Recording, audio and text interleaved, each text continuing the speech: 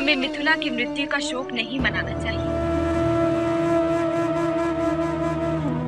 मिथिला मरते समय अपने चेहरे पर मुस्कान लेकर गई है और उसकी मरते दम तक यही इच्छा थी कि वो गांव वालों की खुशी के लिए, उनके सुख के लिए कुछ कर सके। माफी चाहूंगा, पर मैं खुदा की बंदी से एक दरख्वास्त करना चाहता हूं कि वो मुझे बताएं सुख और दुख के असली मायने होते क्या। सुख और दुख का सीधा संबंध हमारी खुशी से होता है। हम अक्सर अपने भोग विलास में उपयुक्त होने वाली चीजों को, वस्तुओं को अपने सुखों का साधन मान लेते हैं। धन दौलत हमें अपना सबसे बड़ा सुख लगने लगता है, पर देखा जाए तो यही सुख साधन, धन दौलत हमारे दुखों का सबसे बड़ा कारण होते हैं।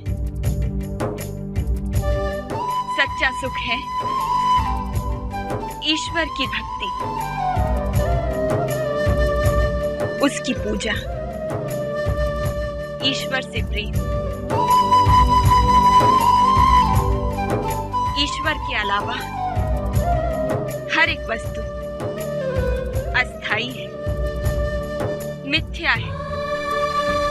तो फिर उससे मिलने वाले आनंद को हम सच्चा सुख कैसे मान सकते हैं? आपके गुरु कौन है?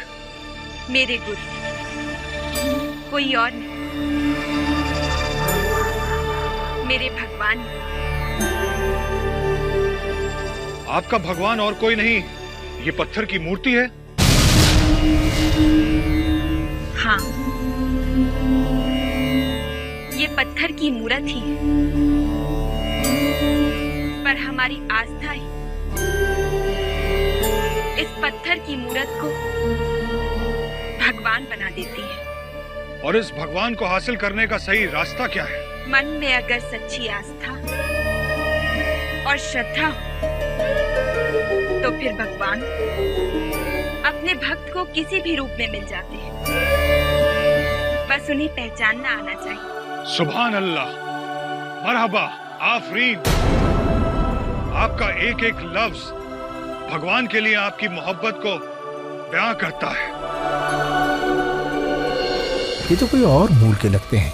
हाँ, इनकी तो बोली ही अलग है। ये तो उर्दू में बातें कर रहे हैं। ये राजपूत है ही नहीं। अगर ये राजपूत नहीं है तो राजपूतानी पोशाक में क्यों? हाँ,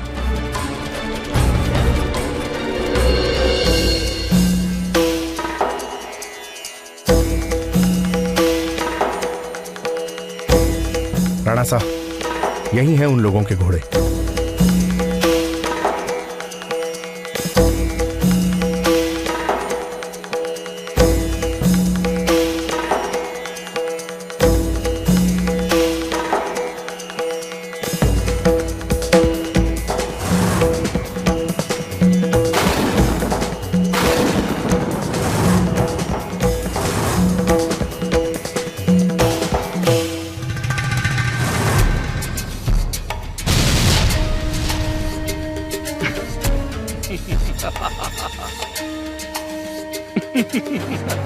क्या हुआ राणा साहब, आप हंस क्यों रहे हैं? ये बहरूपी एक कोई और नहीं, सारंगपुर का नवाब और उसका साथी है, जो इस वक्त हमारी सीमा में है। लेकिन वो तो बाहर मुल्क के हैं और हम हिंदुओं का उत्सव कृष्ण पूजा देखने क्यों आएंगे, वो भी इतना खतरा उठाकर, और ये जानते हुए भी कि हमारी और उनकी दुश्मनी कितनी पुरानी है। यही तो मैं भी सोच रहा हूँ। ऐसी कौन सी बात है जो उसे यहाँ खींच लाई कि उसने अपनी जान की भी परवाह नहीं की। पर अब आ ही गए तो बचकर वापस नहीं जाएंगे। तुम्हें पता है कहाँ हैं वो लोग? जी राणा साहब, उत्सव में मैंने उन्हें राजपुतानी बैठक पर बैठे हुए देखा था। राजपुताना? हाँ, आओ मेरे साथ। मीराबाई, आज हम बहुत खुश हैं। आपसे मुलाकात करके ऐसे लगा जैसे भटके हुए राही को कारवां मिल जाता है। आप इंसान नहीं, फरिश्ता हैं और उसकी सच्ची इबादत की मिसाल हैं। आपका दीदार हमारे लिए किसी करिश्मे से कम नहीं। तो इस खुशी के मौके पर इस नाचीज का एक छोटा सा तोहफा कबूल करें।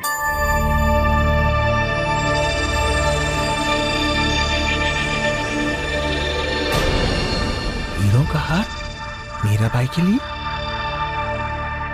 आखिर ये आदमी है कौन? आपको मेरी बातें अच्छी लगी, उसके लिए धन्यवाद। पर मैं आपका ये उपहार नहीं ले सकती। मेरा भला इन सब से क्या काम? ना ही मुझे और ना ही मेरे भगवान को इसकी कोई भी जरूरत है। आप अगर करना ही चाहते हैं तो इस प्रजा के लिए कुछ कीजिए, इनकी सेवा में कुछ अर्पित कीजिए। पर मैं ये नहीं ले सकती। हमारे लिए आप किसी भगवान से कम नहीं, और भगवान को दी हुई चीज वापस नहीं ली जाती। अब आप इसे जैसे चाहें वैसे इस्तेमाल कीजिए, पर लौटाने की बात मत कीजिएगा, हमें बुरा लगेगा।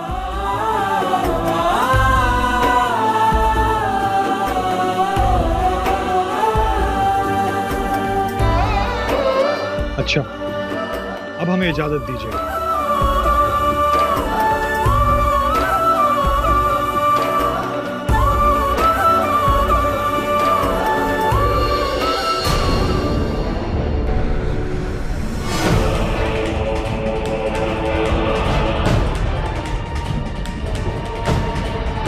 भगत, कहाँ है वो नवाब?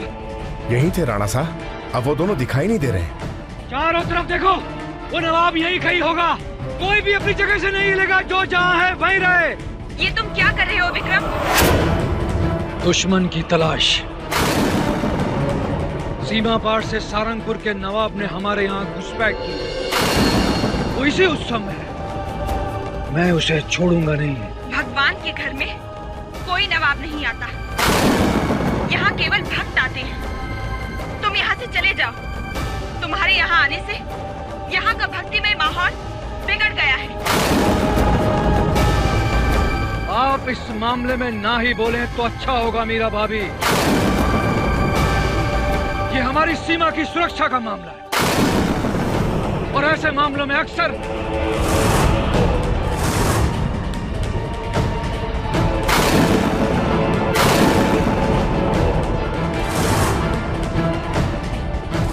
हीरों का हार?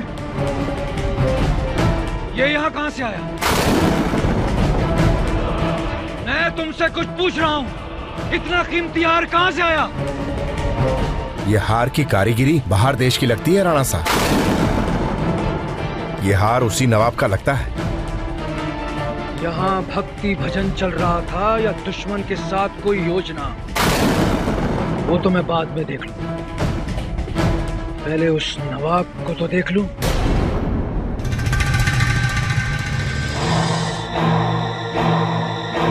कोई भी यहाँ से तब तक नहीं जाएगा जब तक तुम लोग मुझे ये नहीं बताते कि वो नवाब कहाँ गया है। राणा साहब, जिस आदमी ने ये हार दिया है वो उस ओर गया है, बस अभी कुछ ही समय पहले।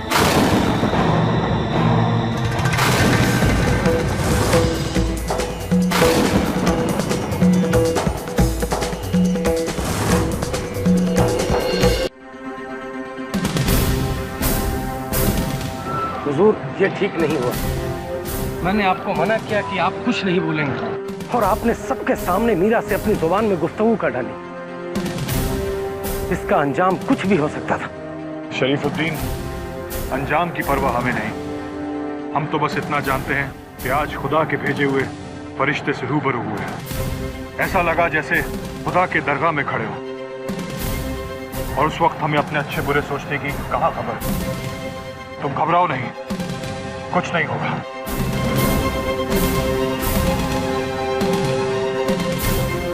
नवाब साहब, हमारे घोड़े कहाँ गए?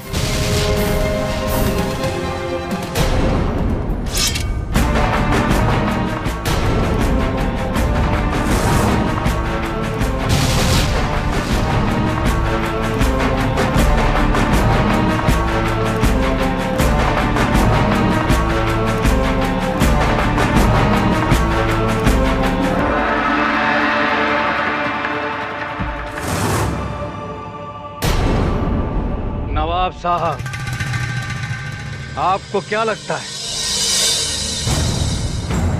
हमसे मिले बिना ही आप यहां से चले जाएंगे?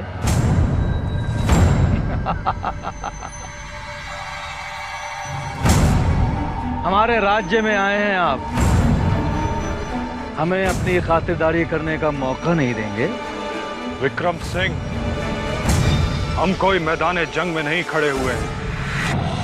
हमारा यहाँ आने का मकसद मीराबाई से मुलाकात करना था, कोई घुसपैठ करना नहीं। वजह चाहे जो भी हो, पर दुश्मन का सीमा पार आना घुसपैठ ही कहलाता है, और इसकी सजा भी तुम जानते हो। पकड़ो इन्हें, ये यहाँ से बच के जाने न पाए।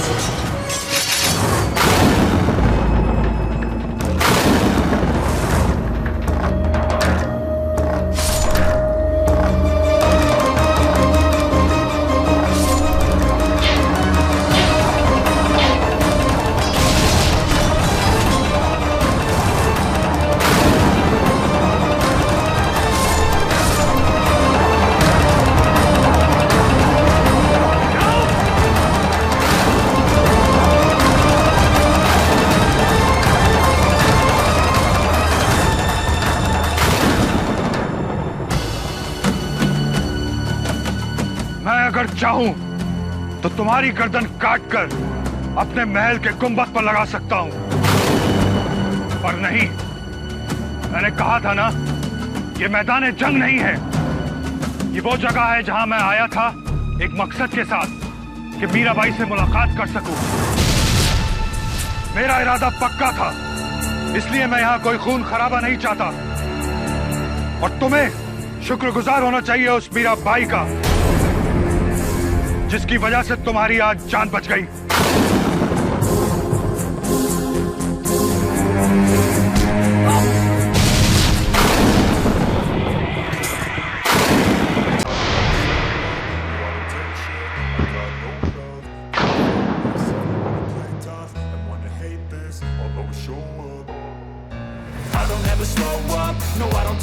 चलो यहाँ से।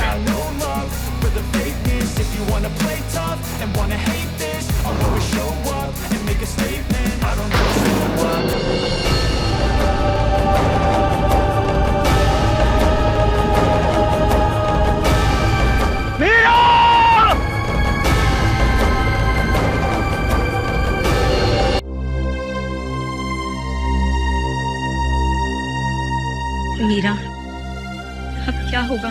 कुछ नहीं होगा ललिता, तुम चिंता ना करो। पर विक्रम की नजर में तो वो नवाब एक दुश्मन ही है, और अब उसके साथ साथ वो हमें भी दुश्मन ही समझेगा। उसने उस हीरो के हार को देख लिया, वो तो यही समझेगा ना कि हम एक दुश्मन के साथ न जाने क्या साठ-गांठ कर रहे थे। हमारे साथ मेरे कृष्ण है ना, वो सब कुछ ठीक कर देंगे। अब हमें मिथिला की अंतिम यात्रा के लिए निकलना चाहिए। उसके दाह संस्कार के बाद उसकी अस्थियां सरोवर में विसर्जित करके ही लौटेंगे। अब ये सब बातें छोड़ो और चलो।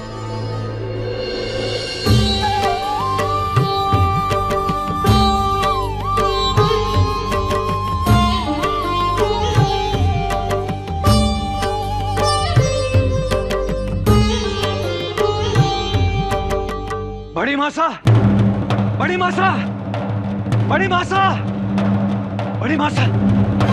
क्या बात है विक्रम, आप इतने क्रोधित क्यों हैं? बड़ी मासा, आपको याद है ना, आप ही ने मुझे एक दिन राज धर्म का पाठ पढ़ाया था, उस मीरा की वजह से। आज आपकी उसी मीरा ने राजद्रोह किया है बड़ी मासा। राजद्रोह? ये क्या कह रहे हो विक्रम? सच कह रहा हूं बड़ी मासा। ये देखिए, सहारनपुर के नवाब के साथ हमारे ही विरुद्ध षड्यंत्र बना रही थी वो, और उसी नवाब ने मीरा को यह कीमती हीरो का हार दिया है उसका साथ देने के लिए। बड़ी मासा, आप ये तो जानती ही होंगी कि राजद्रोह सबसे बड़ा अपराध होता है, और ये भी कि इस अपराध की सजा सिर्फ मौत होती है।